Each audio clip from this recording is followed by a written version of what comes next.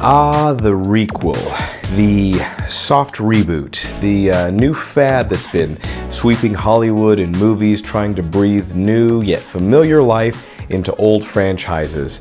Today I wanted to talk about this with a particular focus on Ghostbusters Afterlife. Now, this movie has been out for a little bit, but thanks to Starz and Sony, I got to finally watch it via free 7-day trial. So, I thought I would share my opinions here of that movie and of the idea of a soft reboot of a beloved franchise, a requel, what that can be, and how Ghostbusters Afterlife actually sets probably a gold standard for how movies should be doing this going forward.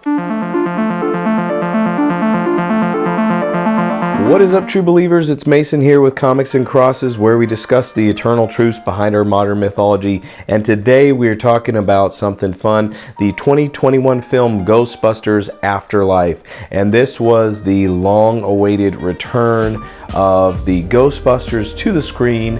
Of course, there was a Ghostbusters movie in 2016, the female-led Ghostbusters. That film, I never saw it, was never interested in it. It felt more like a parody. And as a rule, whenever a movie gives away a twist in the trailer, that is generally a desperate movie that is no good and not worth watching. So when I saw the previews, I didn't bother going to the theater. So I actually love the original Ghostbusters. I remember renting it from Blockbuster as a kid. As my good friend Andrew, who is a total diehard Ghostbusters enthusiast, biggest fan I know, it has everything. It has action, it has comedy, it has suspense, a little bit of horror, drama. It is really quite the fun popcorn flick.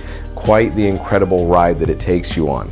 Ghostbusters 2, people could debate if that was, most people probably say it wasn't as good as the original, not as solid of a adventure from beginning to end, not quite the same arc, or they might debate that and disagree.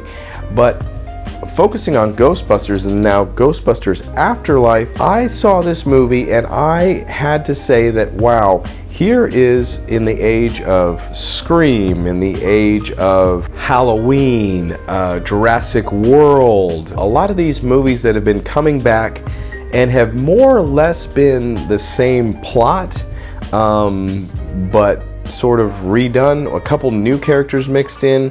It's almost to say the same thing that happened before that was so great, well, it happened again. Here's another movie. And so Ghostbusters Afterlife certainly does this with some new nuances and twists. So what I liked about Ghostbusters Afterlife that I felt came through a little stronger, you could say that Jurassic World had it, and all these movies had it to some respect, but this requel movie, this soft reboot, had a sort of that sense of it is happening again, okay? But in this case, it felt like a real continuation of what happened in Ghostbusters. Now, if you haven't seen the original Ghostbusters, I mean, you probably have if you're watching this video, but in that movie, they stopped Gozer and, the Keymaster, and, they stopped him from coming into the world and ending the world and all this kind of stuff, his evil plans. And, he became a Stay Puft Marshmallow Man and all that kind of stuff. But the Ghostbusters stopped that from happening. Now, this movie, the plot of it is very much ties into that original movie, saying that there was still a plan for Gozer to come back, that although they stopped it then, they need to stop it again, or there needed to be continued work that Egon Spengler, his character, continued fighting the good fight, and the rest of the Ghostbusters kind of disbanded and fell apart. This I felt was actually believable. Now, obviously, in all movies with, sci-fi and imagination, there's a degree of suspended disbelief. But it did feel very believable in the sense that Egon became obsessive and kept on this mission of trying to stop this evil force from coming back, because while they did destroy and burn up a giant marshmallow, a threat like that, an ancient threat like that, you could say maybe there's a lot of storylines where things like that come around every so many years, or constantly trying to achieve their evil goals. This movie has the plot being that Egon kept on the fight and discovered a place where he believed that Gozer was going to try to return again, and had a plan for eliminating him, but was killed right before he could finish that plan. So then enter in Egon's family, his daughter, his estranged daughter, and his two grandchildren going through adolescence and all that sort of thing. And they come to this little town thinking that they're just going to clear out his old house and kind of move on. Well, this whole plot unfolds, and there's a lot more going on here than we suspected. Paul Rudd is in this movie. He's fun. He kind of takes the place of Rick Moranis, who was the goofy, kind of dorky character in this. And so you do see a lot of the same story beats. But what is new is kind of the new characters, Egon's daughter, who has a very broken relationship with him. I'll get more to that in a second.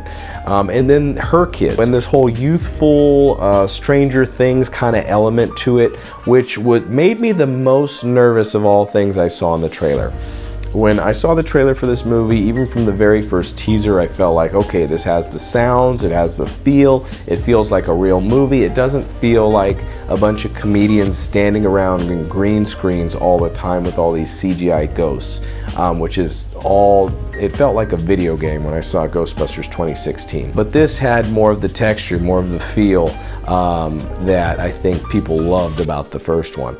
So, and these kids, as it turns out, I will say great actors. We already know the brother character, Finn Wolfhard from Stranger Things, so, he's literally the Stranger Things feel and whole kids solving mysteries and spooky things. He's himself is in here, and also but then McKenna Grace plays his younger sister, Phoebe, and she was excellent. I thought the child actors did a great job. The little goofy comedic relief character Podcast, he was wonderful. So it introduced new characters in a great, compelling way. They were engaging, and also they were uncovering the newness of the story. Why was this happening again? What things were at work that Egon had been working on? Why did this threat from the first movie come back? And while movies like Star Wars, The Force Awakens are, requel, soft reboot sort of movie where they're going through the same beats, this movie, it was more believable and natural in the sense that this dark evil force would come back. Whereas movies like Star Wars, The Force Awakens, so the Emperor and the Empire was destroyed, but then some other group formed, which calls himself the First Order, and they decided that the best thing for them to do was also to build a giant space station that's gonna blow things up. Yeah, like stuff like that doesn't work for me. Like, it's okay, you're trying to explain this and it really doesn't sound all that believable. But it's like, hey, the Ghostbusters, they stopped a evil ancient force from taking over New York and destroying the world. But this thing being big, powerful, evil, and ancient, it came back, and it's it needs to be stopped again. In fact, one of the Ghostbusters has been working for years in trying to stop it for good, but he died short of completing his work. Enter his family to try to follow the clues and pick up the pieces. That's a little more fun. That's a little more interesting. And while this movie was a comedy, in a sense, like the original, it didn't feel overly comedic. Not in the way that Marvel movies have become today, where they can't be taken seriously.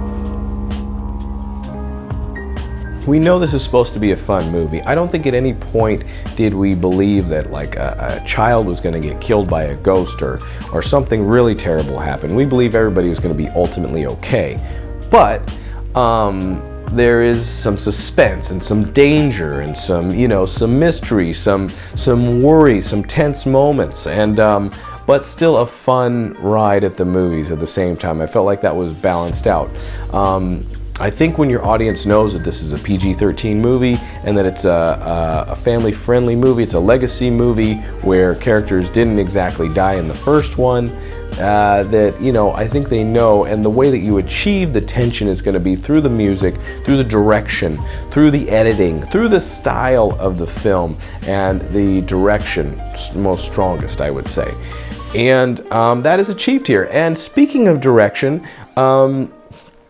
Jason Reitman, Ivan Reitman's son, actually is the director of this film, which, you know, I don't ever assume that anybody, you know, I'm not a fan of nepotism, but it is kind of a cool little detail that Ivan Reitman's son did direct this film. And I felt he was very true to the original vision of his father while also creating something that was uniquely his own. So here's another thing that I think was great about this Ghostbusters Afterlife movie in the pantheon of requels and soft reboots that are happening these days as ways of reviving IP. This movie added a dynamic relational layer. It added more drama via a broken relationship between Egon Spengler and his daughter. And it actually was, I felt, more genuine and compelling, more dramatic than a movie like this feels like it could have earned on its own. Thanks to great performance by Anna Torv, who you might remember from Fringe, from Mindhunters. Love this actress. She is really great. I think everything she's in, she really embodies and brings strength to in very subtle ways that are very convincing.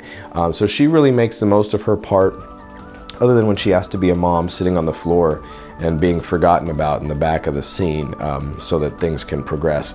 But, you know, still, she kills it. She does a great job, and she really makes you feel how rejected and how angry she is at her father because of his obsession with his work, that he abandoned her and any other family they might have had. And it is a emotion and a pain that you see her display, that you feel and see how it affects future generations. Her daughter Phoebe not even knowing who her grandfather is. It's a constant tension that actually makes this very human and brings attention to even the uncovering of this mystery, because there's a disapproval and a non-support from Anna Torv's character, who plays the daughter of Egon, and it really was, I felt, added a richness to the story that I really enjoyed. Now, before we drop out of here, let me talk about a couple things I didn't like in this movie. So one was, and this is kind of a biggie, but definitely a personal thing. I won't say that this is something that's wrong with the movie. I will say it's a personal preference. I felt a little disappointed with the original Ghostbusters showing up only at the very end scene. You do see Ray earlier in the movie. He gets a phone call, and that kind of sets things in motion off screen for the Ghostbusters to come back. You know, Winston, Peter, and Ray. But for me, and maybe it's just my skepticism and knowing Hollywood and how movies work, I just felt like, there's, you know, that for budgetary reasons, or to, you know, they just kept them to the very last scene. It was one day of filming for them. It was probably the simplest way. I hear that Bill Murray is notoriously difficult to work with in Hollywood, so I wonder how much of that was just trying to appease him and convince him to do it. I've been told that that they were ready to go on a sequel for this years ago, but when Egon, the actor who played Egon, Harold Ramis was still alive, but it was actually Bill Murray who had his brakes on, really kept production from moving forward. And unfortunately, we never got to see a project that would have truly featured them and not just the CG version that we see at the end, which, although I did like that, I did feel that was very profound, the way it was handled. And I feel like there was, you could sense a degree of emotion that went beyond just the characters in the scene, but actually for the actors, having worked with Harold Ramis and being next to him one last time in that form. I don't know, you know, maybe it's just me reading too much into it, but I felt like that moment at the end scene was very profound, although I am currently criticizing it for wanting more. So maybe that's just the fan in me, but I thought weaving the Ghostbusters into more of this story would have been a strong thing in my opinion. However, I do recognize that not having them in the rest of the movie really gave more gravitas to that ending in a sense, although it didn't really land entirely for me, and it did let the new characters shine in a much bigger way by not being overshadowed by the original characters. Another thing I wasn't too crazy about in this movie was actually Paul Rudd. I thought he did good. I liked him in the movie, but I also felt as if his character was very thin and wasn't really defined. He was a seismologist, he was a nerd, he was a nice guy, felt like a good stepdad, you know, like he was gonna become a stepdad in the family, you know, but I guess he had less emotional components to him that made him believable. You could also say the same about Finn Wolfhard's character, that they did give him a lot. You know, he had a lot of screen time. He was kind of typical teenage thing, trying to talk to the girl and meet up with her. But maybe they did the best they could with the screen time that was available. So that one with his character and Paul Rudd's character is a little nitpicky. I almost would have wanted to see more out of them, but maybe not necessary really. And my last little thing is that I love the movie. I felt like it was a triumph. It all came together, beautifully structured. First, second, third act, you know, just a great ride, fun at the movies. It made us love the kids, but I really don't feel like these young characters can function as Ghostbusters outside of this particular small town setting. It was like the perfect storm, the perfect setting for them to actually have a role to play in an adventure like this, and I don't see that really translating in a big city like New York. You know, kids running around. I think it would become equally silly as the comedians in the 2016 movie running around and pretending to be Ghostbusters. It just wouldn't feel right. Now, what they could do is have a time jump and where maybe Phoebe and her brother, I don't even remember his name, but they're older and now they're, you know, they have their own official Ghostbusters company, something like that. I wouldn't mind seeing that since they were established so well, but it would also feel like we lost them a little bit. It'd be hard to reestablish that connection with new actors who are older and, you know, something different like that. So yeah, all in all, folks, I love Ghostbusters Afterlife because, as I said, it had they added emotional layers to the film. It was a joyride. I mean, it was a fun ride, adventure all the way through. It had those same components of comedy, mystery, suspense, action, you know, adventure, horror, danger, and high stakes, and it was great. It was a good time at the movies. I'm glad I finally got to see it, and I hope that as they're looking at reviving IP like this, you know, and if they're gonna do the same plot, at least make it make sense. Like, you know, and this made sense to me, and I felt like that was the biggest thing, and that kind of inspired me to do this video. You know, not a lot of Christian messages or something that I necessarily pull out of this one. This one was just for fun, but I mean, to put a big downer at the end in Christian thinking, there is no ghosts hanging about. There's judgment, and then there. You know, people are, I'm sorry, I mean, that really spoils it, but if you look at it from a biblical perspective, these people die and they go to heaven or hell, or, you know, it gets sorted out. Let God sort it out. I don't know about ghosts hanging around, but all the same, if you use your God-given imagination and imagine that there were ghosts, this is pretty cool. This is pretty fun.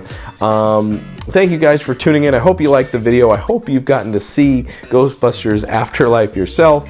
I really enjoyed it. I really loved it. Obviously, so go check it out if you haven't already, and think about that. Think about how much better Hollywood and movie companies, production studios could be doing following following the map laid out by Ghostbusters Afterlife. I think if more soft reboots were like this, I think we'd see more successful franchises relaunched. So good stuff, guys. Till next time. Peace.